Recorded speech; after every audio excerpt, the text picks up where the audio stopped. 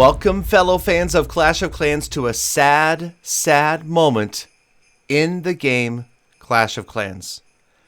It's true. The Clasher, formerly known as Galadon, now known as #SaveElPrimo, has failed to save El Primo. He's gone. He's gone. No longer is El Primo in the game. We feared that this was going to come. I did. So you know what I did? I went out on one of my other accounts that I have not logged into, and I trained up all El Primos. Alright? Just so that we can make sure that they're going to stay in the game. You know, because remember, they get erased if you log in, but if you don't log in, they'll sit in your camps. So, here we go. Galadon has got his El Primos trained up and sitting. They ask you how you are, you just have to say that you're fine when you're not really fine, but you just can't get into it because they would never understand.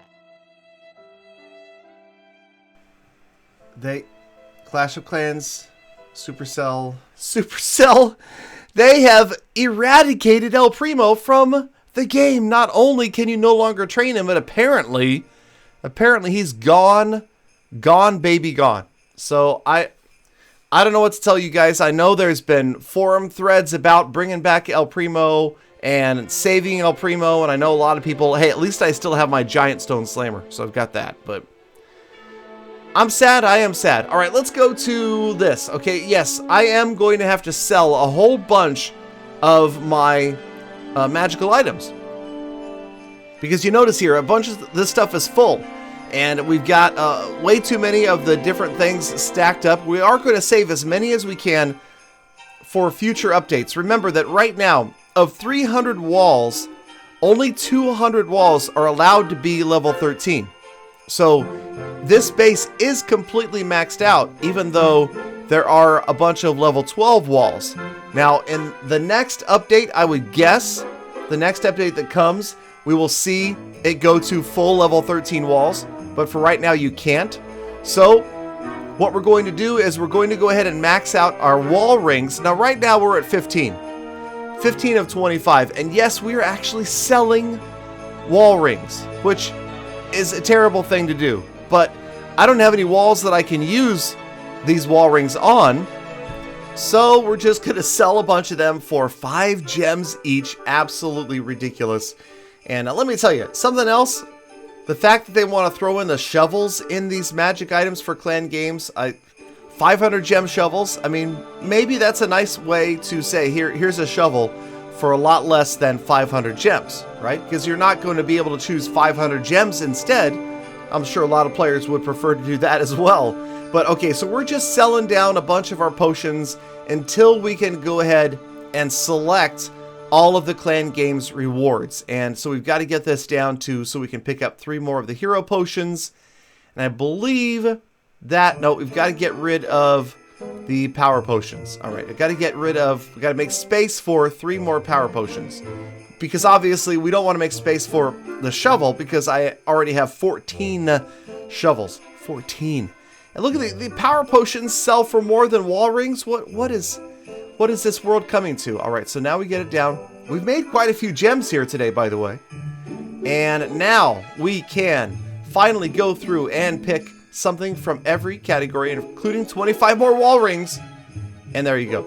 So now we've got maxed out wall rings towards that next update. And yes, I did max out 4,000. It was easy for me this season because I wasn't pushing. A lot of Lost Phoenix members had a hard time with it because they were pushing. So that's the story as far as wall rings go and selling magical items. Now, what I also wanted to talk about in today's episode is bat spells. Now, I have been going back to pushing a little bit this season, trying to get back up towards 6,000 again. Likely I'll be doing it with Electro Dragons. Even though bat spells are super strong, this is like the default Electro Dragon army that I have set up. But I'm telling you right now, the bat spells, I'm just going to show you a little bit about what's happening in our current war with an army composition very similar to this. Okay, 11 dragons, 11 loons. A lot of players now bringing a funneling Electro Dragon in. And don't blame me. Don't blame me for the bat spell nerf if and when it happens, alright? blame everybody else. Blame people like Batman64 from Greek A Knights.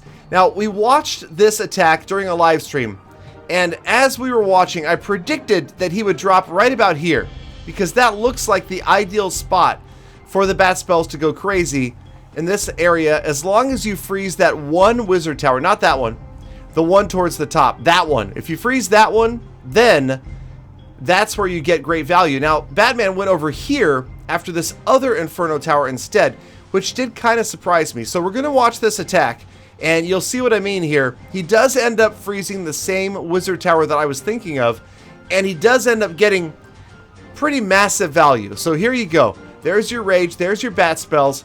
Archer Tower, there's the freeze on that wizard tower, gets through the Expo, gets through the Inferno Tower, gonna take out the sweeper, which was key, gonna take out, looks like 3 Teslas, and that Archer Tower at the top. Now this is, I don't know what the name of this attack is, but I love this attack, okay? So you're bringing 7 bat spells, 1 Electro Dragon, 10 regular dragons, so 1 rage for the bat spells, and then another rage for the attacking force.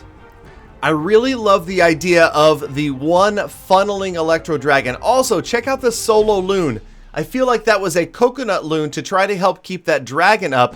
And then you can see the funnel is completed, and now the dragons and the heroes can kind of move in down this narrow pathway right after the town hall.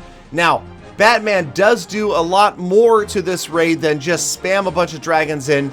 In fact, it's more like quadrants right here. Top quadrant, the minions are cleaning up. The left side quadrant, the balloons and the dragons and the heroes. At the bottom, we will see an Electro Dragon come in, and then from the far right-hand side, the Stone Slammer. So a very advanced attack strategy, works out very well. You'll notice that Electro Dragon working with the King, and there's the Stone Slammer. It is going to come in and distract the Archer Tower and one of those air defenses and just annihilate everything in the area right there, and pretty much wrapping things up. There is no way this is not going to be a 3-star, and we know that because, well, we saw it was a 3-star before we watched it. But in any case, solid attack, and this is what we're seeing more and more of. Now, yes, we did get 3-starred a whole heck of a lot in this last war, and no, we apparently did not make enough anti-bat spell bases, or not strongly enough. So I don't know. If the meta cannot adapt, then there will definitely be a nerf. Can the meta adapt? That's the question, and it's definitely something I want to cover later on this week or next week, as far as how to build an anti-bat spell base. Can it be done? Can they be stopped? Okay, let's get back into Kitty's base one more time, and this time I am going to attack it from the spot that I thought the spells should have been dropped. A little bit further to the right, going after the Eagle, and then both of these air defenses, the Expo, this Archer Tower. I just thought, you know what, let's just see what happens if we go after it the way I would have approached it.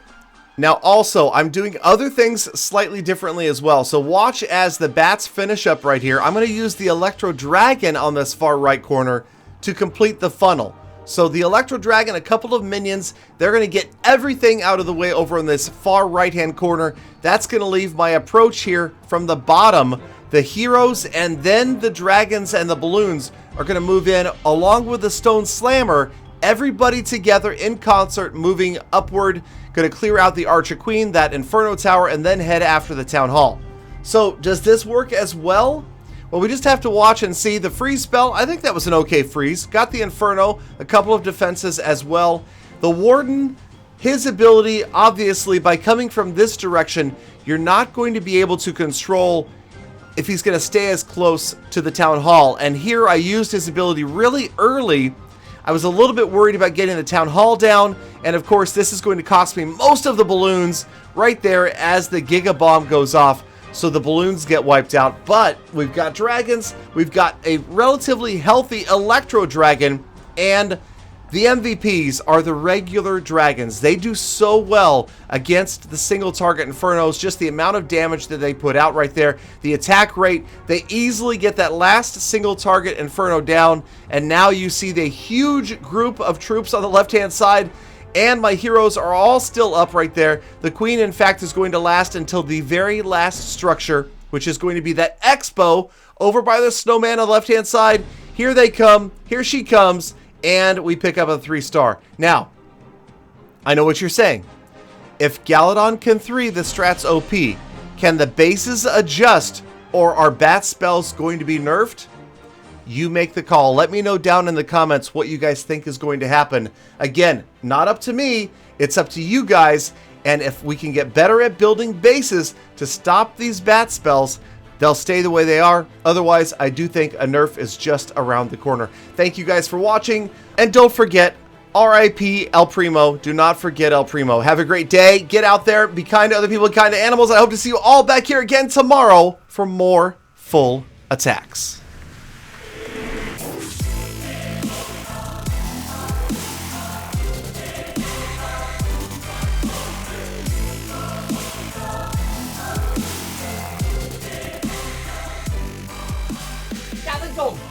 Galadon, I blame you for El Primo being gone and the bad spell nerf. Silly Galadon.